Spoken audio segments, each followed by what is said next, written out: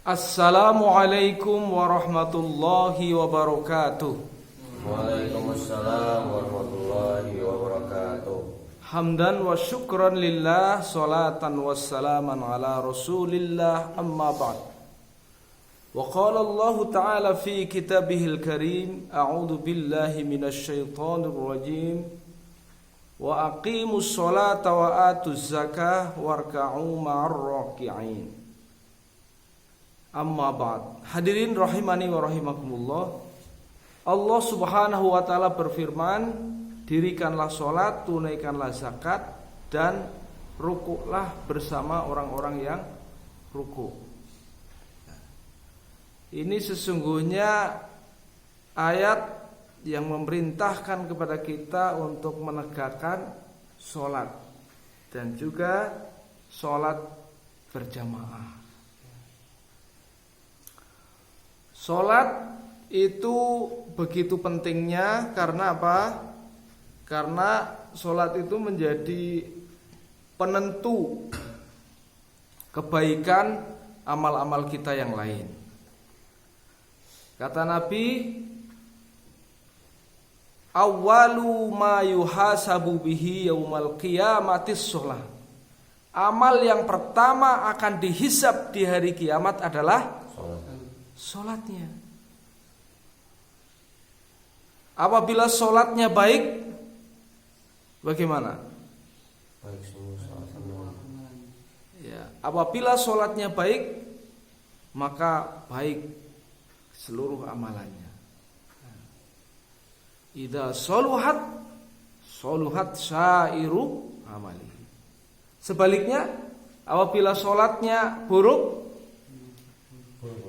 iya, wa idza fasadat syairu amali.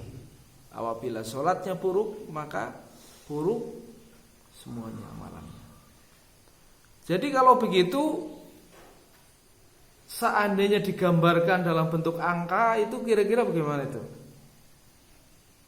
Salat itu angkanya di paling depan apa di belakang? Depan. Di depan. Kalau di depan itu baik, maka yang di belakang baik. Ya, katakanlah yang di belakang 0 gitu ya.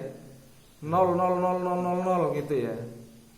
Maka apabila sholat itu diberi angka 1, maka 0 di belakang berfungsi apa enggak? Berfungsi melipat gandakan 10 kali lipatnya. Misalnya sholatnya dinilai 2, berarti 0 yang di belakang 20, maka melipat gandakan menjadi 20. Tapi kalau kalau sholatnya nilainya 0, maka yang belakang 000 di belakang bagaimana? Tidak ada artinya. Ya, tidak ada artinya. Ya. Jadi kalau begitu, sholat ini penentu amal-amal yang lain. Karena apa? Karena yang membedakan ya orang itu mukmin dengan ghairu mukmin itu apanya? Sholatnya. Kalau ghairu mukmin berarti amal kebaikan sebesar apapun, bagaimana di sisi Allah? Makbulatun apa mardudatun? Mardudatun ya. Gak ada artinya kebaikan sebanyak apapun kalau sholatnya ini rusak. Tetapi kalau sholatnya bagus, ya maka akan melipat gandakan amalnya per 10 begitu. Nah, ini pentingnya kita menjaga sholat. Karena apa? Karena sholat kedudukannya adalah sebagai tiang dari agama. As-sholatu immaduddin. Waman aqomaha faqad aqomaddin. Waman tarokaha faqad hadamaddin.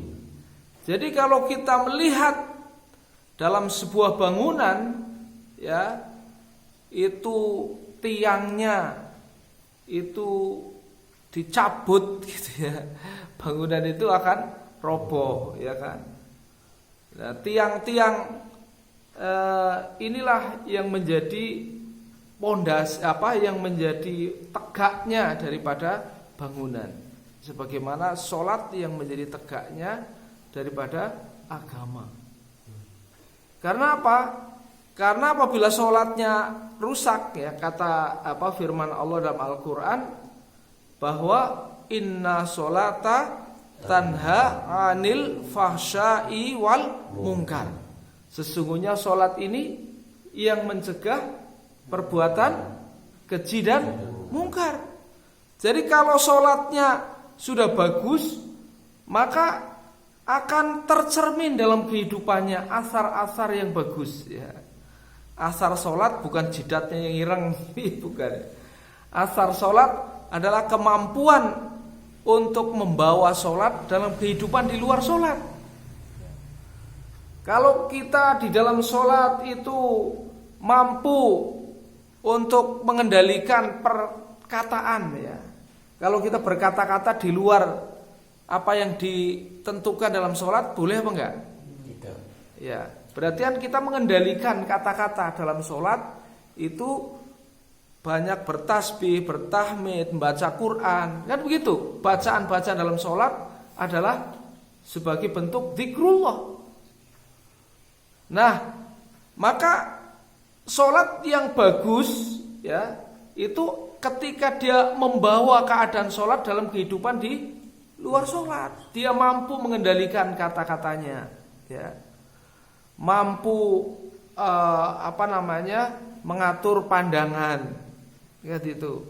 Di dalam sholat kita menutup aurat, ya, di luar sholat kita juga menutup aurat, ya.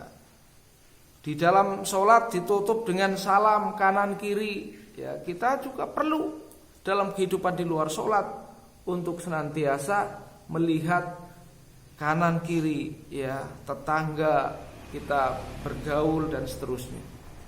Artinya apa? Ketika sholatnya itu bagus, artinya dia bisa membawa sifat-sifat sholat dalam kehidupan di luar sholat, maka sudah pasti, ya, dia terhindar, ya, atau mampu menjaga dirinya dari perkara-perkara yang dibenci oleh Allah Subhanahu wa ta'ala. Tapi kalau kita sholatnya tidak bagus, tidak mampu membawa sifat-sifat sholat dalam kehidupan di luar sholat, ya, maka amal-amal yang lain kita akan rusak, ya, akan tidak bermakna. Haba ammansuro, ya, berterbangan seperti debu-debu yang hilang, ya, menghilang, ya. Karena apa? Karena tidak mampu membawa sifat-sifat sholat dalam kehidupan di luar sholat. Oleh karena itu, maka dalam Islam digambarkan sholat sebagai bentuk komunikasi khusus antara hamba dengan siapa? Tuhannya. Dengan Tuhannya, dengan Allah Subhanahu wa ta'ala. Boleh enggak komunikasi dengan Allah itu dicampur-campur? Ya, boleh apa enggak? Ya, kita komunikasi dengan Allah pada saat sholat itu enggak boleh dicampur-campur dengan komunikasi dengan yang lain. Itu khusus, ya. Maka digambarkan seperti relasi khusus, ya. Hamba dengan kholik, ya. Itu memenuhi relasi satu-satu, ya. Kita makhluk dengan Allah.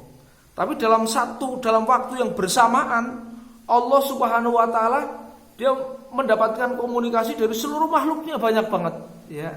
Bingung enggak Allah kira-kira? Tidak, ya, tidak. Karena Allah Maha mendengar, ya. Tidak ada yang terlewatkan dan tidak ada yang tertukar. Ini hebatnya, ya.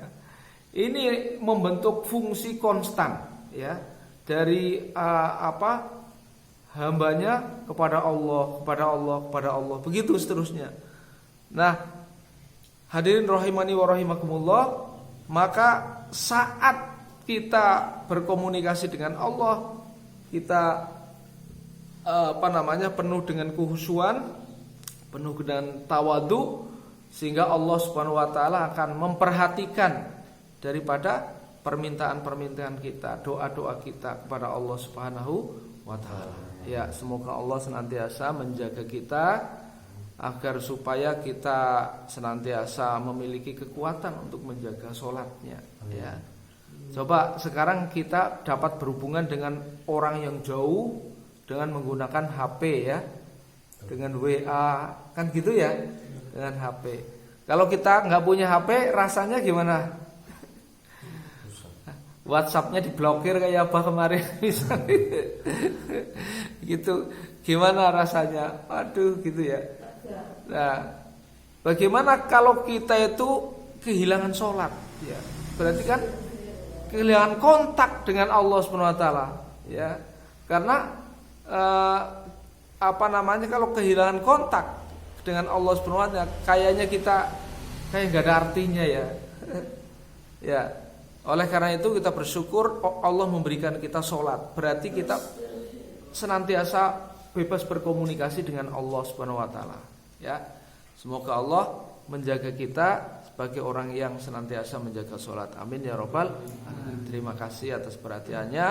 Mohon maaf atas kurangannya. Nun wal qalami wa ma yasturun. Billahi taufik wal hidayah. Wassalamualaikum warahmatullahi wabarakatuh.